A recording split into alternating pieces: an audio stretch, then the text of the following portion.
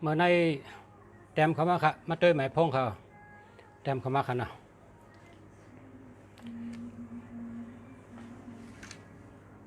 06159393826อันไหนดีเขา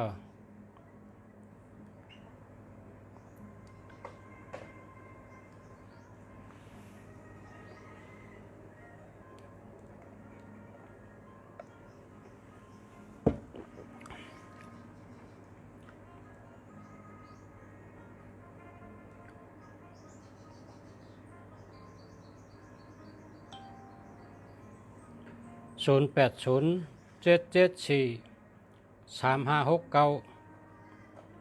อันนี้หาเหมือนนะ0968545970หาเหมือนครับ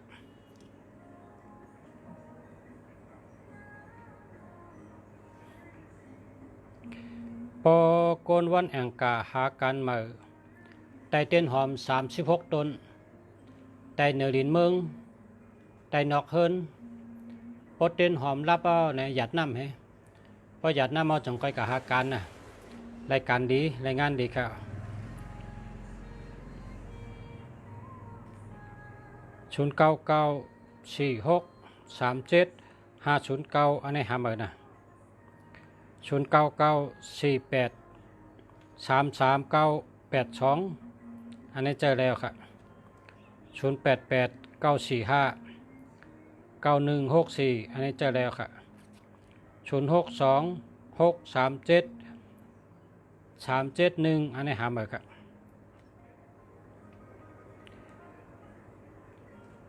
คนวันพุธก็ปอกาหาการหาการหางานนะเพราะ ผลตกการตกงานแต่เต้นหอม36ต้นไตหลู่ตัน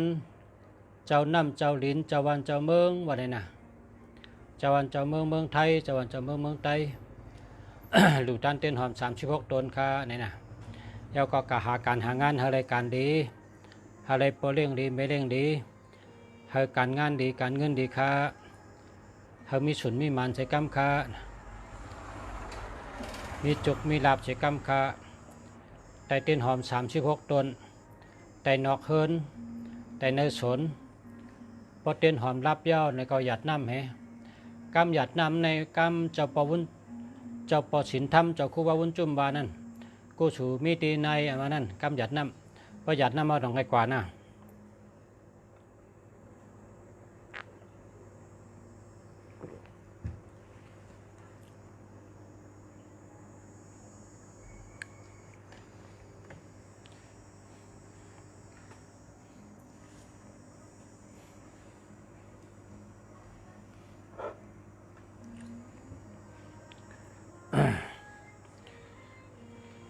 0958955249อันนี้เดียว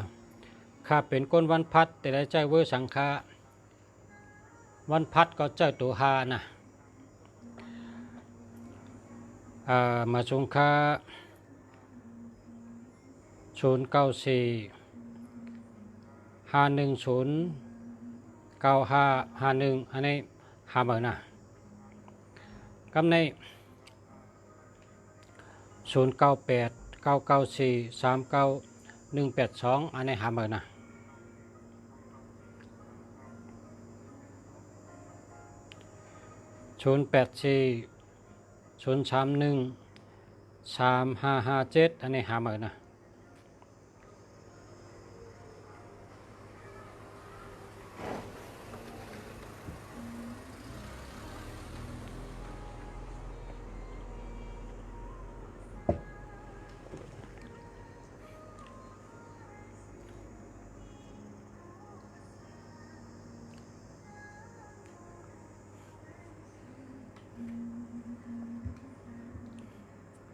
06174365548ได้แล้วครับ0979748014หาเหมือนครับ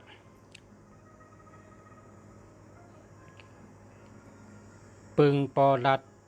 หมายพงพองคาเตเจอหมายสังคา15243678นะก้นวันอังกาแต่ได้ใจจึงค่ะก้นวันอังกาใจตัว3นะ0917855397อันนี้ใจแล้วค่ะ0944591158อันนี้50,000นะมาสงค่าสาธุย้อนช่วยอยู่ดีกินบานค่ามาสงค่า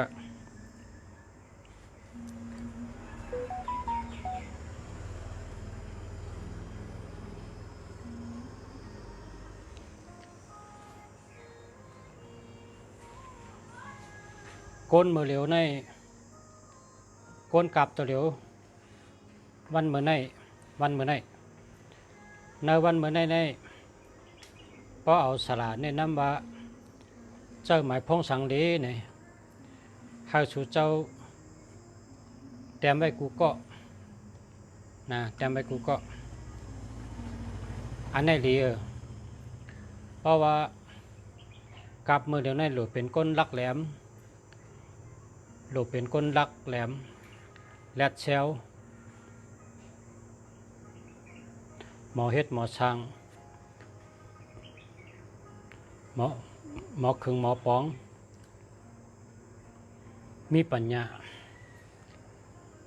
ตัวนับอันปันสู่เจ้ามันได้แต่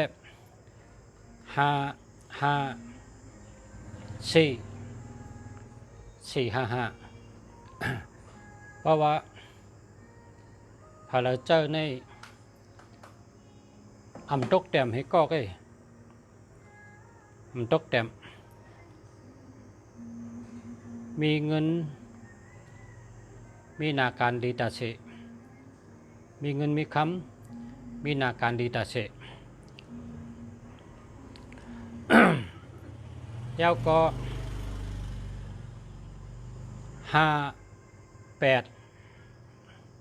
5885อันนั้นก็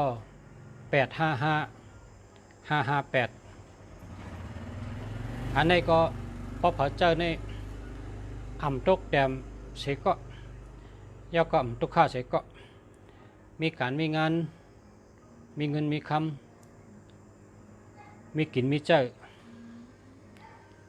ตัวนับอันฉลาดรัดในชุดเจ้าเนี่ยนะ มันเป็นตัวนับกับตัวเดียวในคำเดียวกับตัวเดียวใน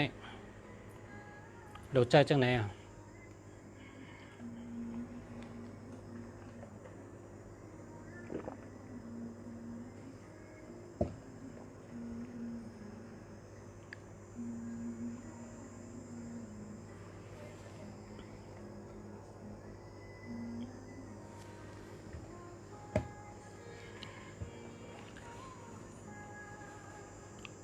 55455เตเฮ็ดสังก็ยาว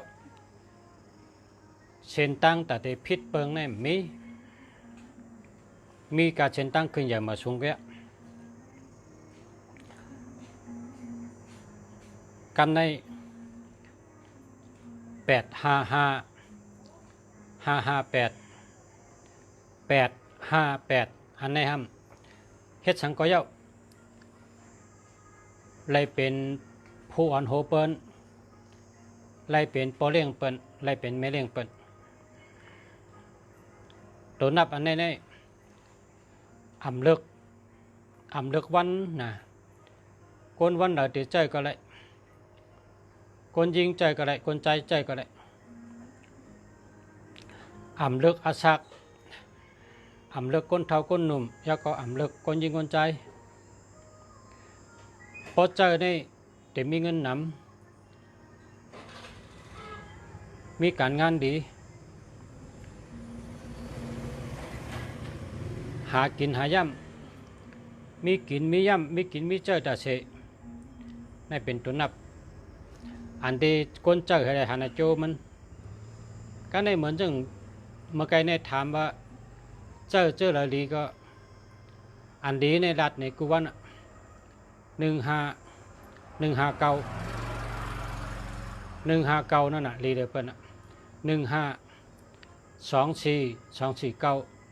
1594249 369 789จะไหนดีเดอร์เปิ้ล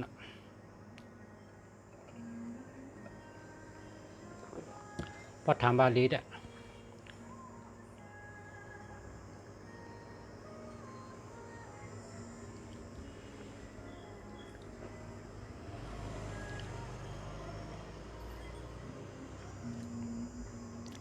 0802508763อันนี้หาเมื่อนะ0946162065หาเมื่อนะ0969691533อันนี้เจอแล้วครับ0956007704หาเมื่อครับ0924349986เจอแล้วครับ099665234577เจอแล้วครับเจ้าศิวลีป้าจับตัวมีข่าวเนี่ยประชายังห้อยนี่มีเนเสือเนี่ยห้อยไว้ตาเสีย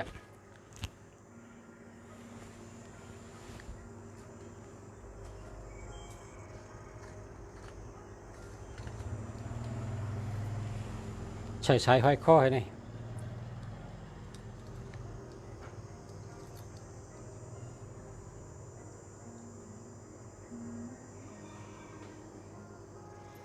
เจ้าศิวลีขี่จ้าง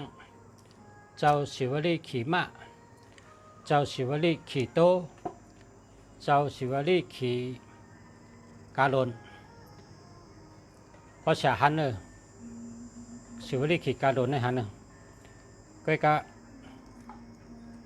ที่เมืองไทยในประเทศเนาะ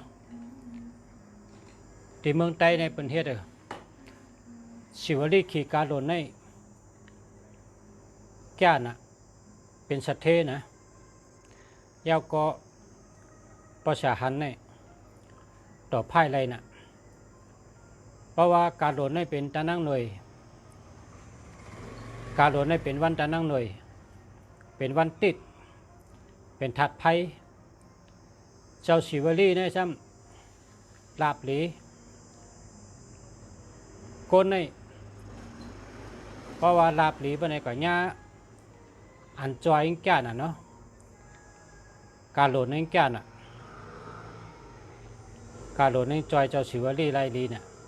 เพราะเผอมีเจ้าศิวลีขี่การโหลดไปในแก่น่ะเจ้าศิวลีขี่การโหลดเจ้าศิวลีเนี่ยนะตื่นหลับดีผมจ้าเพราะวางขี่การโหลดไปในแค้นแก่น่ะเพราะฉะเขาสั่งเขาก้นอันเฮ็ดนั่นนะศิวลีขี่การโดนเฮ็ดมาแล้วเนี่ยมีก้นคลายเพราะเป็นก้นต่อพายได้ไล่กินกูก็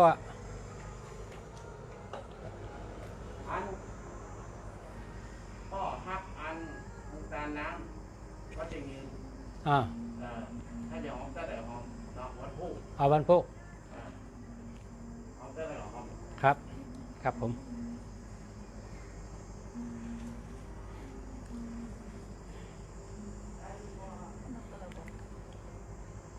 เกี่ยววัดยังยินน่ะเป็นหลูกขำเงินวะใครหลูก็รู้วะเจ้าศิวลีช่องจับตัวก็มีเจ้าศิวลีตั้มในเข่งพระก็มีป้าเอาแก้มวันนี้หรือมี3สั่งนะมือเขาก็เรียกในเขามือกันต่อก้นเท้าคนเท่าวันเท่านาคนเท่าวันเท่านาคนใหญ่คนโด่งอาศักเปิ้นก็80ปลายให้เนี่ยนะคนกุปอกในแข็งแรงนะมีโอกาสหังขลงเขาเจ้าในยามเป็นก้นซึกเจ้าผ้าหลาย เขาลาดว่าก้นเนี่ยนะพอมีสามสั่งเนี่ยช่อเหก็ตุกข้าเหก็อ่ำพันเชก็เนี่ยพอมีสามสั่งเนี่ยพันเชก็ตื้นพันเนี่ยว่าในกรรมคนเทาลาดไว้เมื่อปันเจ้าพาดได้ก็เป็นมีสามสั่งเนี่ยนะ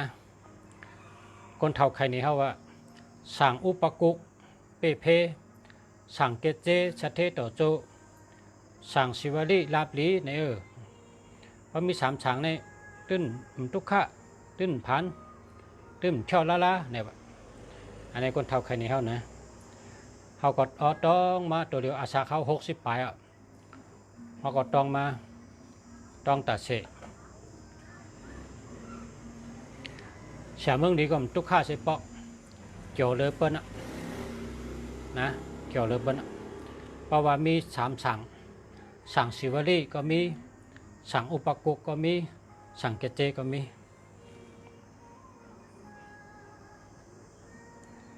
ใครไรอันห้อยคอหล่อนให้กลางคืนอย่าเฮอให้มีก็สั่งมาแล้วได้ชงปันนะ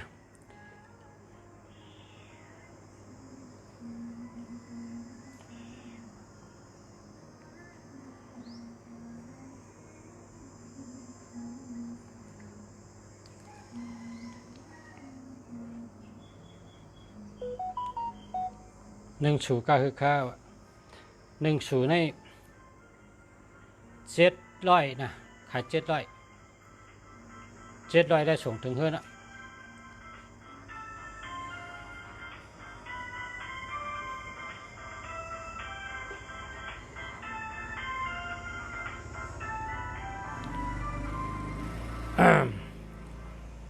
092518814461อันนี้หามาครับ0823873088ห้ามาครับ0820468805ห้ามาครับ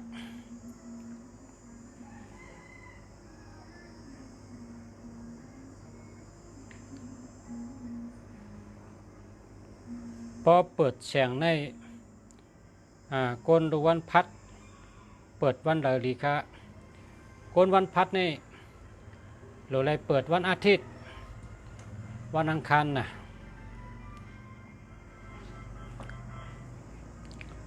0949546255จะแล้วครับ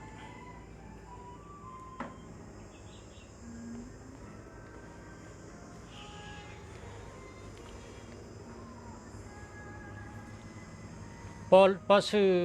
ติปชาเนี่ยนะแทงปันแทงปั๊บเล็ก1ปั๊บแทงปันปั๊บเล็ก1ปั๊บ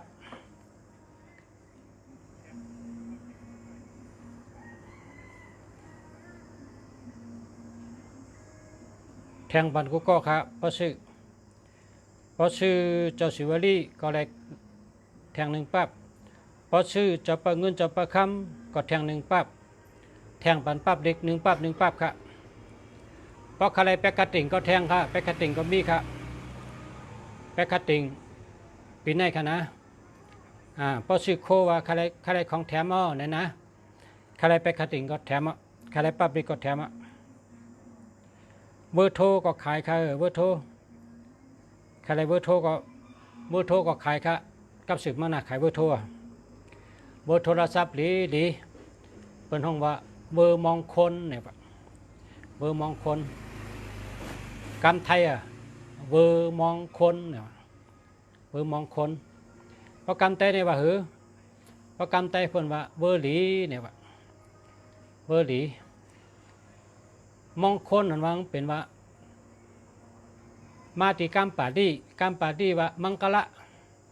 มังกลังมังกโลแมงกลัมแมงกลา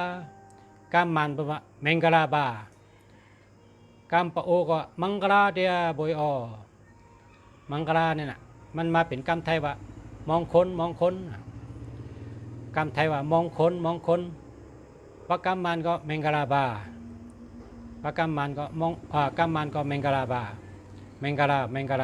บา โปรแกรมไทยก็มองค้นครับมองค้นครับมองค้นในปังวาลีนะก็ไทยในออกนำนะมังกระในก็เขาก็วางก็มังกระนะ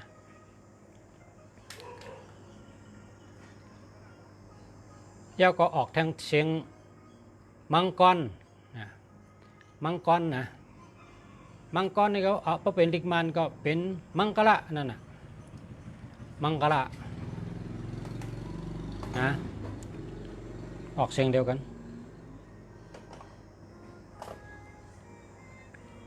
หุ่นห้างเจ้าสังเกตเจหนีด้วยคารูวะนะคะเจ้าสังเกตเจค่ะเจ้าสังเกตเจค่ะหนีด้วยค่ะเจ้าสังเกตเจก็เป็นไต้ของบนห้องพาราปีนั่นกันเนาะพาราปีว่าเป็นเขก็ว่าพาราปีนะปีโทปีโยโย่กลุ่มไข่วันหูเยอะวันหูยาวก้อยกะมันเป็นตะโคงเจ้าก้อยมันเป็นก้นใจห่างดีนะก้นใจอันห่างดีนะกว่าทั้งแล้วก็สาวจอมตุยเมยิงจอมตุยมันอึดอัดเจอมันชุกชักเจอมันกิดกอดกระเรงเอาตะโคงเฮ็ดเป็นพาราปีในตัวเต้ๆห่างดีเลยเปิ้นเป็นก้นใจห่างดี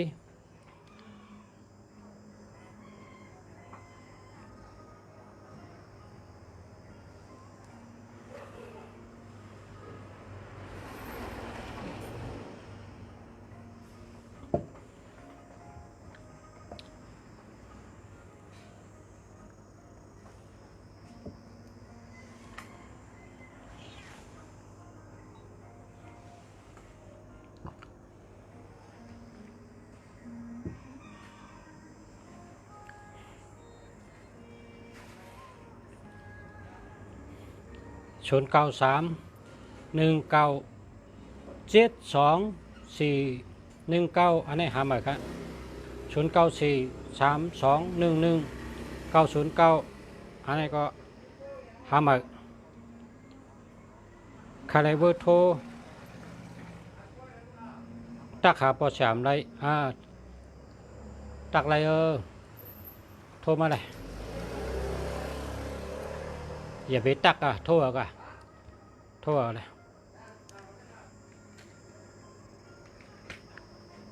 มีตีวางนะตีวางเข้มๆไปมีอะไร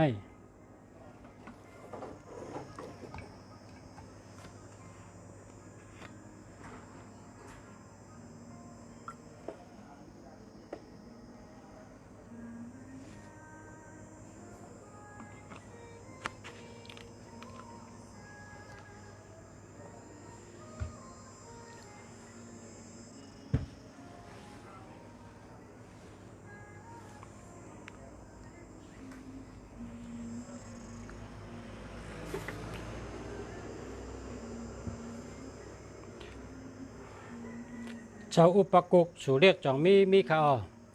เจ้าอุปกุกหอยคอเจ้าศิวลีหอยคอเจ้าสังเกตเจหอยคอมีข่าว09367567564อันนี้มันดีค่ะหามานะ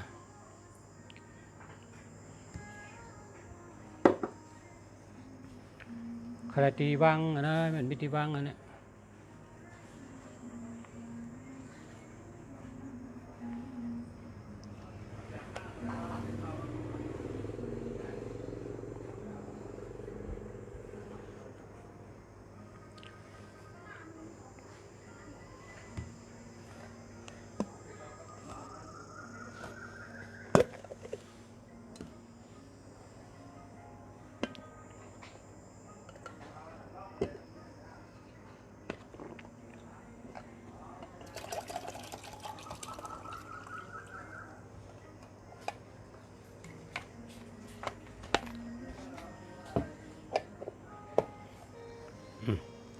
เอาในวางเลยกำในเลยกำในเลย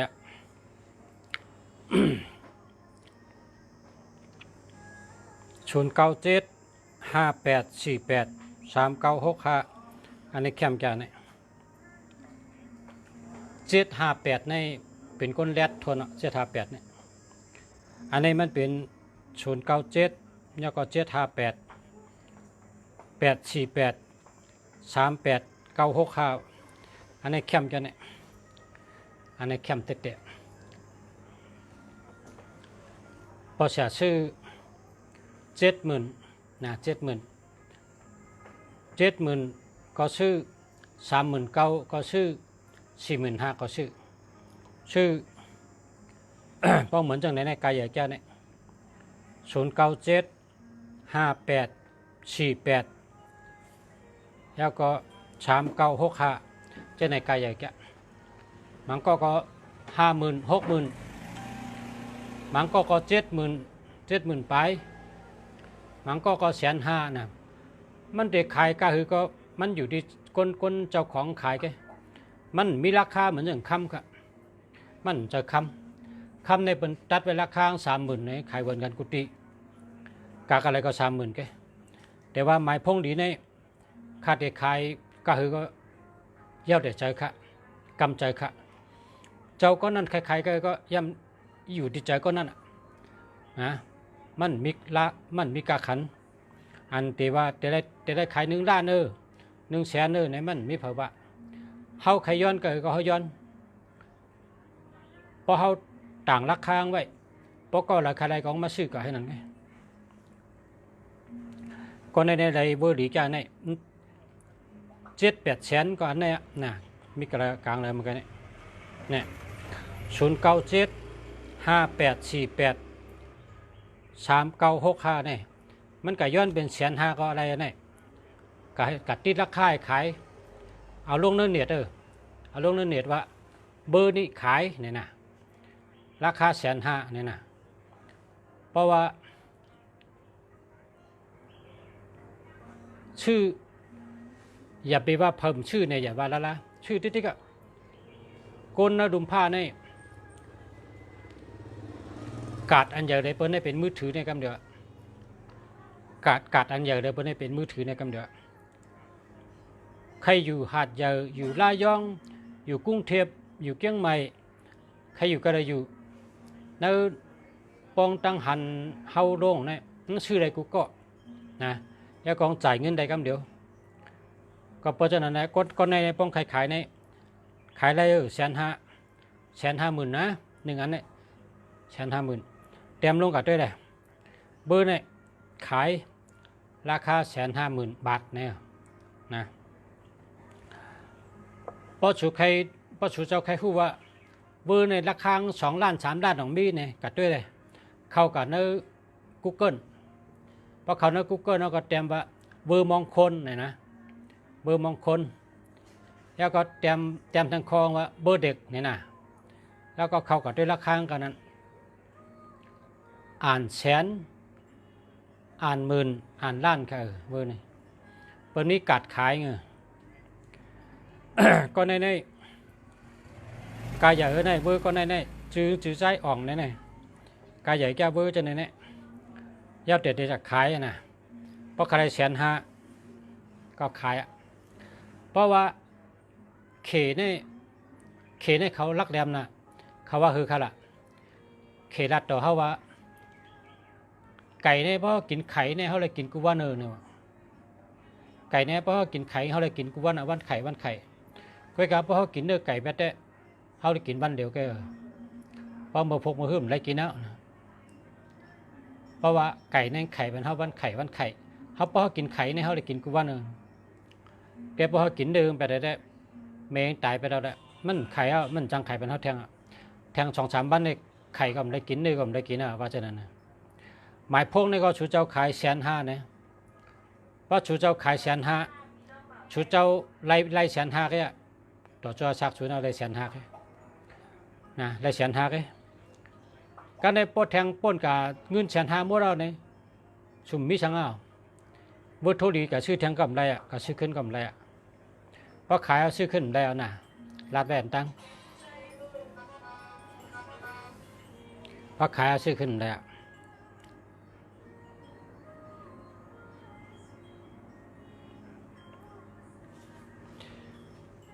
กันในตัวทางกล้อง06 58 6 38 45ในก็แค่มา092 67 82536อันนี้หามือเบอร์โทรขายกาคือค่านะเบอร์โทรใน1 อัน 1,000 ก็มี1,500 ก็มี097 189 3526อันนี้หามือนะ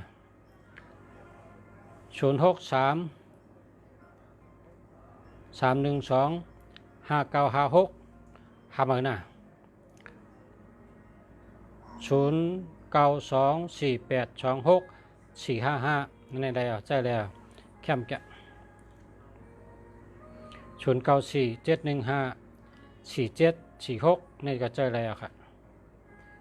098 996 98996อันนี้ก็แคมมาใจแล้วครับ099 201 8438อันนี้หามือนะ095 38 45 649นี่เนาะอันนี้แค่มาเจ้าแล้วครับ097 80 50 6962ในหาใบนะ080 48 089 557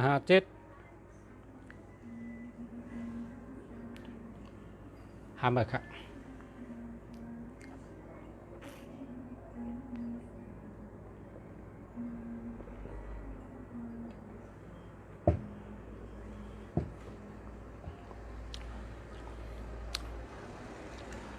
099 448 951นะเจ้าแล้ว094 3211 909หาใบครับ091 402 0112หาใบครับ099 633 9633นะอันนี้ก็แค่มา099 098 830 9634อันนี้หาเหมือนนะ065 924 065 925 4380หาเหมือนครับ092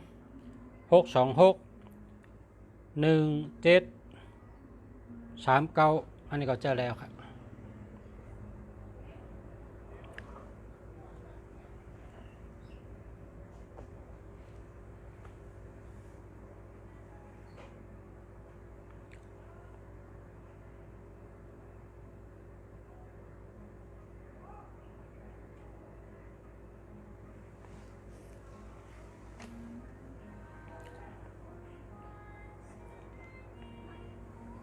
099 202 5027นี่นะหาเบอร์ครับ082 2658 714หาเบอร์ครับ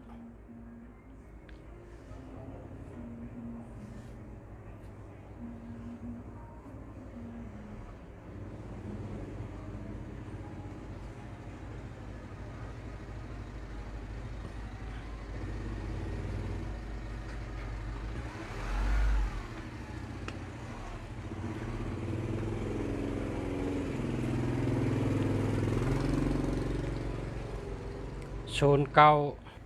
756 689 868อันนี้ก็เรีย094 448 45121หาเบอร์ครับ094 037 59 370หาเบอร์ครับ080 632 5987หาเบอร์ครับ082 391 7692หาเบอร์ครับ085 7160 820หาเบอร์ครับ062 653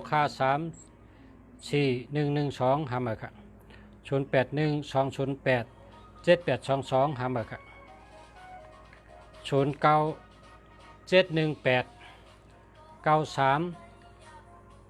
526หาเบอร์ครับ093 445 7548เจ้าแล้วครับ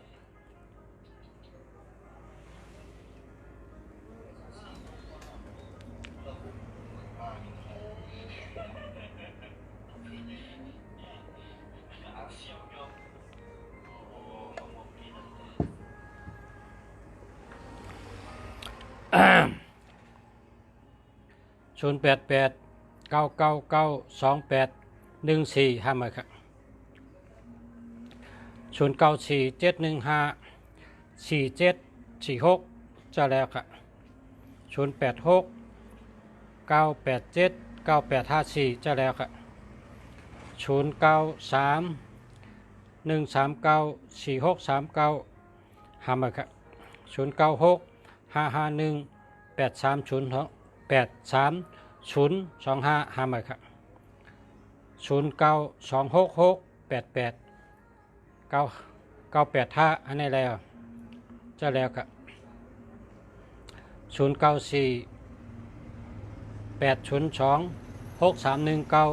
ห้ามาครับ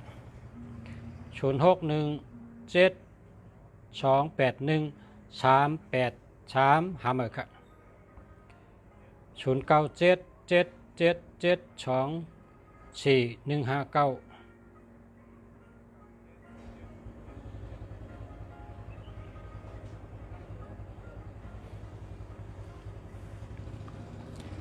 พอมันมี72เนี่ยมันมีเงิน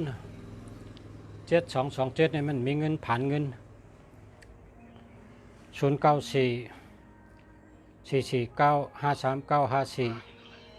ห้ามาครับห้ามจะเจ้าแล้วครับเจ้าแล้วครับกันต่อครับ0944495394เจ้าแล้วครับ0978596948เจ้าแล้วครับ0629433634เจ้าแล้วครับ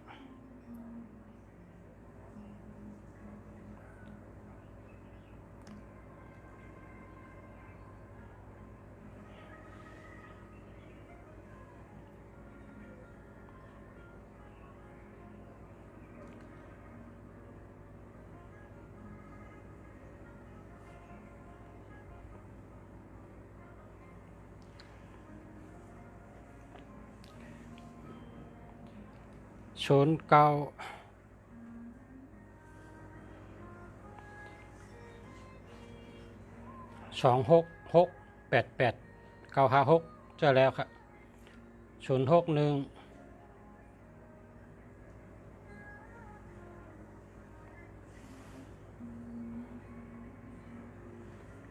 ืองไทยอันนี้959675901175อันนี้มันได้ครับจำได้เอา8ให้5มากันนะ0951157538เจอแล้วครับอยากได้เบอร์โทรศัพท์ก็ติดต่อมาแล้ว0828785117เจอแล้วครับ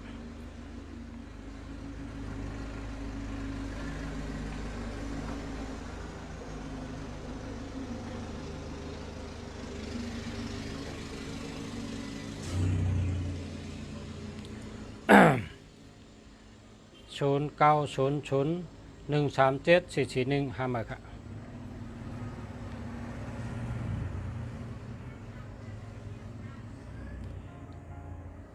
0991379973ห้ามาครับ0947072741ห้ามาครับ0900137441ห้ามาครับ0617077899ห้ามาครับ0995976663ห้ามาครับ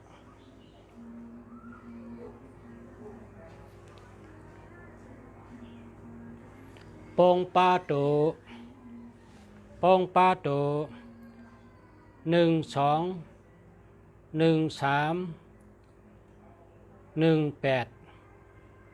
ห้ามาครับเนี่ยปงปาโต27 3767เนี่ยหามาครับนะเพราะเป็นป้องปีนผลอาทิเป๋งเหมือนกันครับเพราะปีนผลก็1221อาทิเป๋งเหมือนกันนะ1331อาทิเป๋งเหมือนกันนะ1881อาทิเป๋งเหมือนกัน2772อาทิเป๋งเหมือนกัน3773อาทิเป๋งเหมือนกัน6776อาทิเป๋งเหมือนกันปองปลาเจ้าไหนใน8ติดไข่112ในเปิ้นหักนะ12ในเปิ้นหัก13ในต่อใช้จะปิดจะแก้มจะรำง่ายนะ18ในเปิ้นชื่มโยต่อเฮา27ผ่านเงิน37ยาเพ67ม้วยหลงนั่นน่ะเจ้าไหนต้องแหวงเผิงมันน่ะเนาะ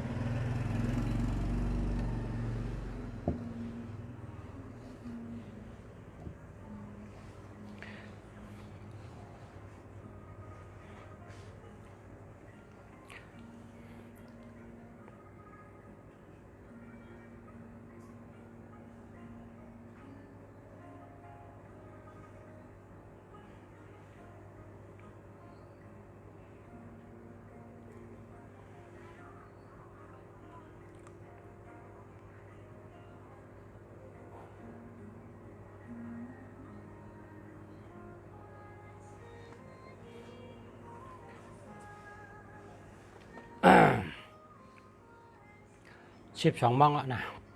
12 มองอ่ะเมื่อพกก็พบกันแท่งครับนะมาพกคบกันแท่งมันในก็ขอบใจกูก้นค่ะย้อนชูเหอพ่อแม่พี่น้องผู้ทำยินรายการแชร์คู่เมืองดีย้อนชูเหอชูเจ้าผู้ทำยินทั้งเสียงเฮาอยู่ดีกินหวานให้การขึ้นใหญ่มาสูงเฮาอยู่ดีมีเงินห่างดีคือปืนกูก้นค่ะมาส่งค่ะ